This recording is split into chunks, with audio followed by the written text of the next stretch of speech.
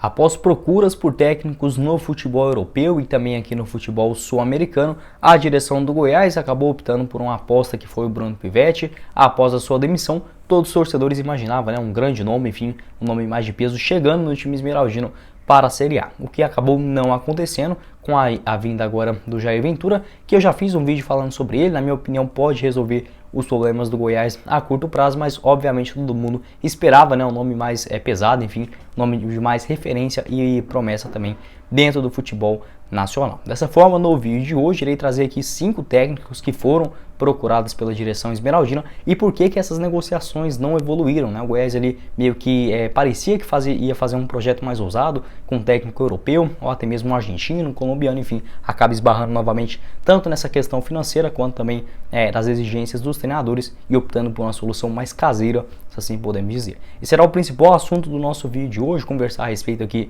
de cada um deles. Antes de começarmos, peço para você deixar seu like aqui embaixo e também se inscrever em nosso canal, ativar as notificações. Todos os dias costumamos trazer aqui pelo menos 2 conteúdos novos sobre o maior do Centro-Oeste. Além disso, sobre o Jair Ventura, que é o atual técnico do Goiás, já gravei um vídeo falando sobre ele, sobre sua trajetória, como costuma treinar suas equipes também, o que podemos esperar do comando dele no maior do Centro-Oeste, tá bom? Mas no vídeo de hoje, já era um assunto assim que eu queria falar com vocês durante essa semana, que foi a recusa de vários técnicos com o time esmeraldino, tanto de questão de exigências que não foram atendidas pela direção alviverde, ou até mesmo por conta de um alto salário que acabou esbarrando nessas negociações. Explicar aqui o porquê do Goiás optar pelo Jair Ventura, que, como eu disse, pode ser uma solução até mesmo solucionável a curto prazo, mas pensando em longevidade, acho que realmente é um tiro no pé. Então ele trazer aqui um pouco a respeito dos detalhes de cada um deles. O primeiro com a negociação que foi mais recente, que foi o técnico Marquinhos Santos, treinador de apenas 43 anos de idade, que vinha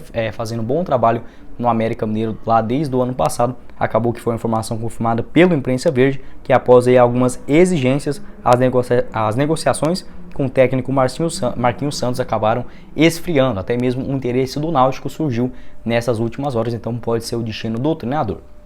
Não acredito que o Goiás tenha perdido ele, se assim podemos dizer, para o Náutico. Pode ter acontecido alguma exigência, como por exemplo um contrato de maior duração, Às vezes o Goiás queria fazer um contrato com o treinador apenas até o final da Série A. Pode ser que ele tenha exigido ali até o final do ano, e com toda certeza, caso for demitido anteriormente, tem que pagar uma multa rescisória, bem mais cara do que um vínculo até dezembro, por exemplo, com o time esmeraldino. Então o Marquinhos Santos foi o primeiro nome descartado, um técnico aí que até mesmo eu já tinha a impressão que ele iria fechar com o Goiás. Era um cara que poderia dar uma solução também interessante com esse time e até mesmo fazer um planejamento mais de longo prazo, Sua última equipe foi o América Mineiro, onde ele chegou ainda na reta final do Campeonato Brasileiro do ano passado, mais precisamente na 25ª rodada, conseguiu dar um jeito ali no América, que estava ali meio que monitorando a zona de rebaixamento, mas mesmo numa parte de meio de tabela para baixo, conseguiu dar um gás na reta final, inclusive terminando na 8ª colocação com a classificação na Copa Libertadores. No começo do ano, ele treinou Juventude, no Campeonato Brasileiro acabou deixando o time ali mesmo uma rodada antes, na 24ª, com o time dentro da zona de rebaixamento, na 17ª colocação, fez um início de Campeonato Brasileiro até que legal, mas engatou ali uma sequência de 8 jogos sem vitórias, o que acabou custando o emprego do treinador. Um cara que eu acho que poderia sim dar até mesmo uma esperança de um trabalho mais longevo com o time esmeraldino, acabou que não acertou com a direção alviverde por conta desses detalhes, por conta dessas exigências extras pedidas pelo treinador, que tem passagens aí por Figueirense, Fortaleza, Paysandu, São Bento e também a equipe do Curitiba. Quero saber sua opinião aqui embaixo também sobre o Marquinhos Santos. Você preferiria ele ou o Jair Ventura? Enfim, técnicos aí com alguns perfis parecidos. Quero saber sua opinião aqui embaixo nos comentários. A segunda parte do nosso vídeo consiste aí mais em técnicos que esbarraram na questão financeira mesmo, com o seu acerto da direção esmeraldina, vendo ali como técnicos bem mais caros do que o padrão atual do Verdão.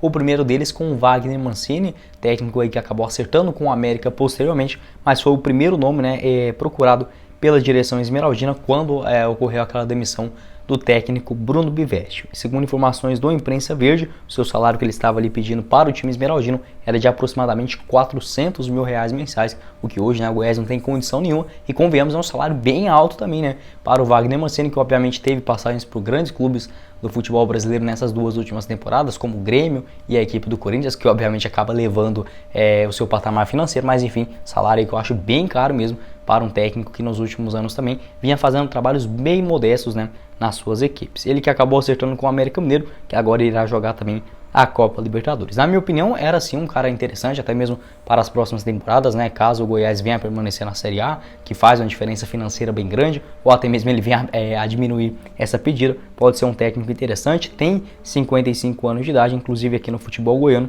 trabalhou no Atlético Goianiense lá na Série A de 2020, né? Fez um trabalho interessante no início da temporada, acabou deixando o time de Goiânia para treinar o Corinthians na reta final do Brasileirão.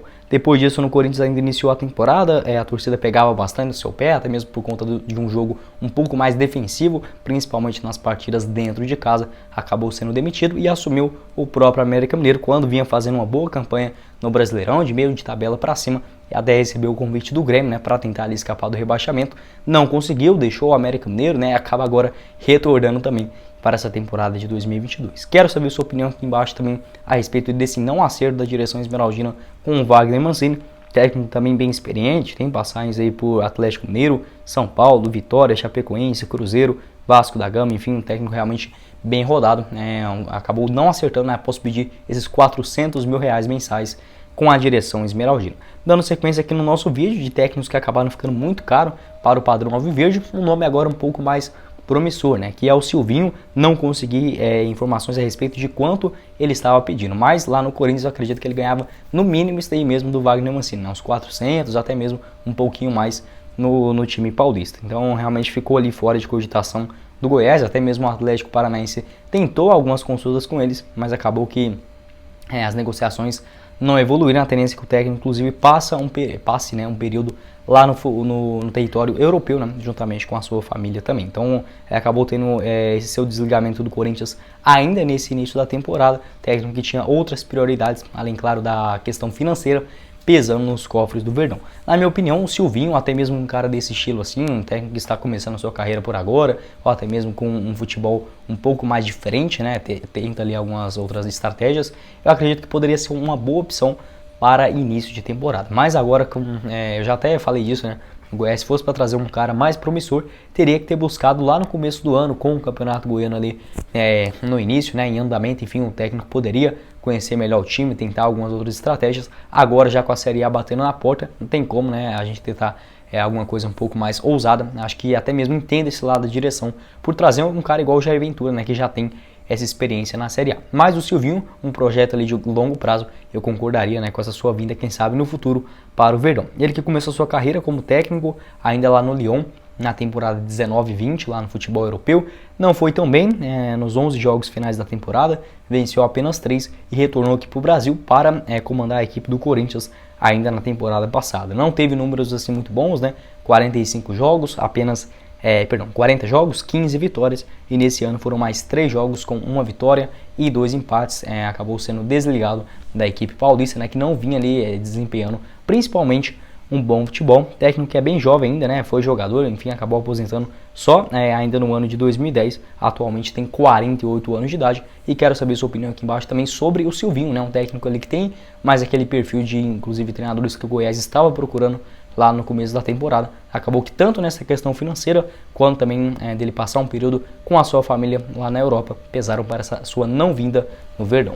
E para finalizar o nosso vídeo, né, o último cara que acabou esbarrando nessa parte financeira com o Verdão foi o Fernando Diniz. A princípio o Goiás fez aquela consulta por ele, mas obviamente ele vê nos valores, até mesmo o risco, né, por ser um campeonato em andamento. Como eu disse, o Fernando Diniz também tem esse estilo de jogo um pouco mais com a bola no pé. Eu acho que ele tendo um pouco mais de tempo, até mesmo para o seu trabalho no início do ano, no campeonato estadual, pode dar muito mais certo do que com a Série A, né, já iniciando, enfim, tendo que fazer aquele projeto de curto prazo. Seu último time foi o Vasco da Gama, ainda na última Série B, não conseguiu assim tão bem, foram 12 jogos, venceu apenas 4, deixando o Vasco ali naquela região intermediária da tabela. Ele que teve ali alguns bons trabalhos, inicialmente no Osasco Audax, né, quando chegou até a final do Campeonato Paulista de 2016, um time ali que tinha, por exemplo, o goleiro Sidão, um time que jogava muito bem, né, tocava bem a bola, enfim, foi uma das surpresas do futebol brasileiro naquela temporada. Acabou que depois disso treinou o Oeste, também foi coordenador na própria equipe do Osasco Audax, antes de chegar na equipe do Atlético Paranaense,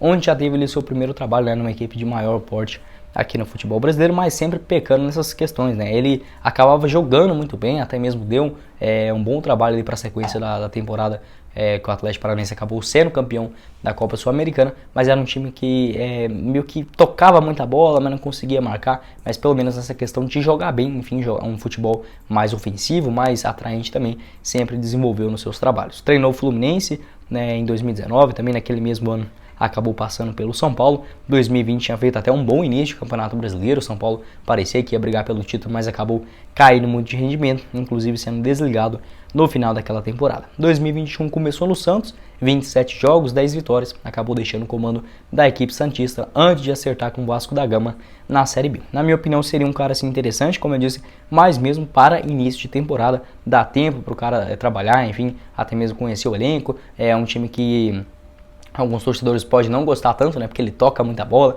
fica ali viva a bola na frente da grande área, enfim, mas eu acho que pode ter uma filosofia bem interessante por trás disso, algo que muitos anos, né, a gente não vê no Goiás, um cara com um estilo de jogo diferente. Quero saber sua opinião aqui embaixo também a respeito do Fernando Diniz. E para finalizar, né, eu quero deixar claro aqui também que o Goiás chegou a sondar, analisar a situação do Alberto Valentim, que foi desligado do Atlético Paranaense na semana passada, mas acabou que não evoluiu para negociação, nem conversas oficiais, nem nada desse tipo. Apenas era um nome aí que estava, a princípio, dentro, né, do radar esmeraldino, mas sem negociações oficiais. O Valentim, que tem 47 anos de idade, estava no Atlético Paranaense desde o final da última temporada. Quero saber sua opinião aqui embaixo nos comentários a respeito desses nomes que eu citei no nosso vídeo, né? Sobre esse acerto também com o Jair Ventura, se você concorda ou não, né? Se esperava com toda certeza algo a mais dessa direção esmeraldina. Lembrando que eu iria deixar o vídeo falando a respeito do técnico Jair Ventura, né? O que podemos esperar dele no comando esmeraldino e também sobre o giro de notícias de hoje mais cedo que eu gravei aqui no canal. Vou deixar aqui no final para vocês acompanhar. Bom, esse foi o vídeo, eu espero que vocês tenham gostado. Não esqueça de deixar o seu like, também se inscrever no nosso canal e ativar as notificações. Quem falou com vocês foi o Guilherme e nos vemos em uma próxima oportunidade. Meus caros esmeraldinos. Valeu, galera!